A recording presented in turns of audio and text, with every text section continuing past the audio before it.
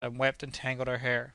"He's all right," said Redwood. "He's all the better for being big. You wouldn't like him smaller than other people's children. I wanted him to be like other children, neither smaller nor bigger. I wanted him to be a nice little boy, just like Georgina Phyllis is a nice little girl. And I wanted to bring him up nicely in a nice way, and here he is," and the unfortunate woman's voice broke, "wearing number 4 grown-up shoes, and being wheeled about by a boo-boo petroleum. I can never love him," she wailed, "never! He's too much for me. I can never be a mother to him, such as I meant to be." But at last they contrived to get her into the nursery, and there was Edward Monson Redwood. Pantagruel was only a later nickname, swinging an especially strengthened rocking chair, and smiling and talking goo and wow, and the heart of Mrs. Redwood warmed again to her child, and she went and held him in her arms and wept. "They've done something to you," she sobbed, "and you'll grow and grow, dear, but whatever I can do to bring you up nice I'll do for you, whatever your father may say." And Redwood, who had helped to bring her to the door, went down the passage much relieved. But it's a base job, this being a man, with women as they are." 6. Before the year was out, there were, in addition to Redwood's pioneer vehicle, quite a number of motor perambulators to be seen in the west of London. I am told there were as many as 11, but the most careful inquiries yielded trustworthy evidence of only 6 within the metropolitan area at that time. It would seem the stuff acted differently upon different types of constitution.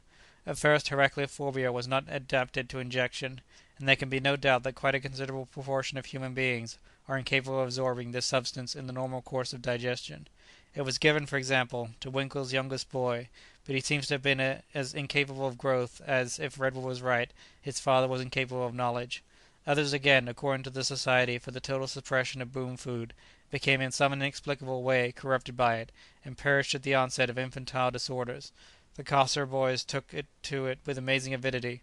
Of course, a thing of this kind never comes with absolute simplicity of application into the life of man. Growth in particular is a complex thing, and all generalizations must need be a little inaccurate. But the general law of food would seem to be this, that when it could be taken into the system in any way, it stimulated it in a very nearly the same degree in all cases. It increased the amount of growth from 6 to 7 times, and it did not go beyond that, whatever amount of the food in excess was taken. Excess of Heracleophobia indeed beyond the necessary minimum led, it was found, to morbid disturbances of nutrition, to cancer and tumours, ossifications, and the like; and once growth upon the large scale had begun, it was soon evident that it could only continue upon that scale, and that the continuous administration of Heracleophobia in small but sufficient doses was imperative. If it was discontinued while growth was still going on, there was first a vague restlessness and distress, then a period of voracity, as in the case of the young rats at Hankey, and then the growing creature had a sort of exaggerated anemia, and sickened and died. Plants suffered in a similar way. This, however, applied only to the growth period. So soon as adolescence was attained, in plants this was represented by the formation of the first flower buds, the need and appetite for Heracleophobia diminished, and so soon as the plant or animal was fully adult, it became altogether independent of any further supply of the food. It was, as it were, completely established on the new scale. It was so completely established on the new scale that, as the thistles about Hickley Brow and the grass of the downside already demonstrated, its seed produced giant offspring after its kind. And presently little Redwood, pioneer of the new race, first child of all who ate the food, was crawling about his nursery, smashing furniture, biting like a horse, pinching like a vice, and bawling gigantic baby talk at his nanny and mammy, and the rather scared and awe-stricken daddy, who had set this mischief going. The child was born with good intentions. "Pata be good," he used to say, as the breakables flew before him. Pata was his rendering of Pantagruel, the nickname Redwood imposed on him, and Cossor, disregarding certain ancient lights that presently led to trouble, did, after a conflict with the local building regulations, get building on a vacant piece of ground adjacent to Redwood's home, a comfortable well-lit play-room, school-room, and nursery for their 4 boys. 60 feet square about this room was, and 40 feet high. Redwood fell in love with that great nursery as he and Cossor built it, and his interest and courage faded, as he had never dreamt it could fade, before the pressing needs of his son. "There is much," he said, "in fitting a nursery, much. The walls, the things in it, they will all speak to this new mind of ours, a little more, a little less eloquently, and teach it or fail to teach it 1,000 things." "Obviously," said Cossor, reaching hastily for his hat. They worked together harmoniously, but Redwood supplied most of the educational theory required. They had the walls and woodwork painted with a cheerful vigour. For the most part a slightly warmed white prevailed, but there were bands of bright clean colour to enforce the simple lines of construction. "Clean colours we must have," said Redwood, and in one place had a neat horizontal band of squares, in which crimson and purple, orange and lemon, blues and greens, in many hues and many shades, did themselves honour. These squares the giant children could arrange and rearrange at their pleasure. "Decorations must follow," said Redwood. "Let them first get the range of all the tints, and then this may go. There is no reason why one should bias them in favour of any particular colour or design." "Then the place must be full of interest," said Redwood. "Interest is food for a child, and blankness torture and starvation. He must have pictures galore." There were no pictures hung about the room for any permanent service, however, but blank frames were provided into which new pictures would come and pass thence into a portfolio so soon as their fresh interest had passed. There was one window looked down the length of the street, and in addition, for an added interest, Redwood had contrived above the roof of the nursery a camera obscura that watched the Kensington High Street and not a little of the gardens. In one corner that most worthy implement, an abacus, 4 feet square, a specially strengthened piece of ironmongery with rounded corners, awaited the young giant's incipient computations. There were few woolly lambs and such like idols, but instead, Kosser, without explanation, had brought one day in 3 4-wheelers, a great number of toys, all just too big for the coming children to swallow, that could be piled up, arranged in rows, rolled about, bitten, made to flap and rattle, smacked together, felt over, pulled out, opened, closed, and mauled, and experimented with to an interminable extent.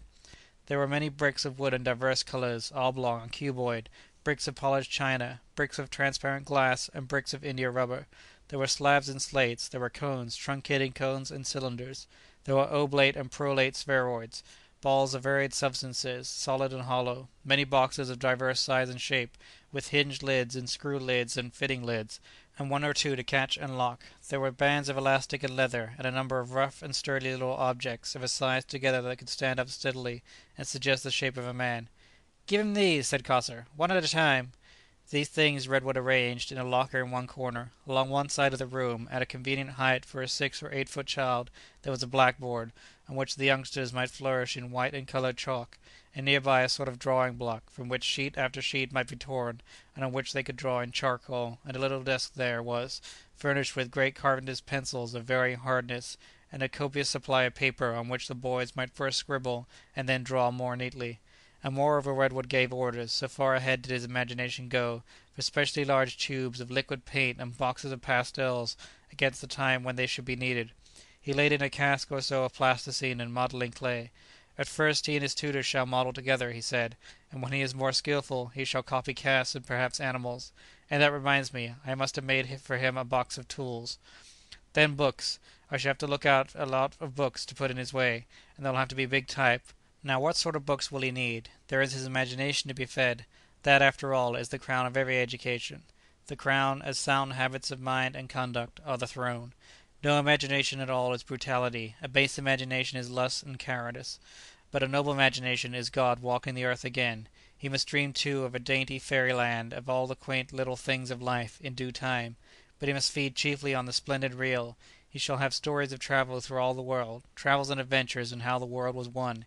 He shall have stories of beasts, great books splendidly and clearly done of animals and birds and plants and creeping things, great books about the deeps of the sky and the mystery of the sea. He shall have histories and maps of all the empires the world has seen, pictures and stories of all the tribes and habits and customs of men, and he must have books and pictures to quicken his sense of beauty, subtle Japanese pictures to make him love the subtler beauties of bird and tendril and falling flower, and Western pictures too, pictures of gracious men and women, sweet groupings, and broad views of land and sea.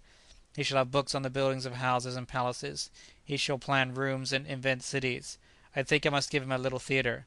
Then there is music." Redwood thought that over, and decided that his son might best begin with a very pure-sounding harmonicon of 1 octave, to which afterwards there could be an extension. "He shall play with this first, sing to it, and give names to the notes," said Redwood, "and afterwards—" He stared up at the window sill overhead, and measured the size of the room with his eye. "They'll have to build his piano in here," he said. "Bring it in pieces." He hovered about, amidst his preparations, a pensive, dark little figure. If you could have seen him there he would have looked to you like a 10-inch man amidst common nursery things. A great rug, indeed it was a Turkey carpet, 400 square feet of it, upon which young Redwood was soon to crawl, stretched to the grill-guarded electric radiator that was to warm the whole place. A man from Kosser's hung amidst scaffolding overhead, fixing the great frame that was to hold the transitory pictures. A blotting paper book for plant specimens as big as a house door leant against the wall, and from it projected a gigantic stalk, a leaf edge or so, and one flower of chickweed. All of that gigantic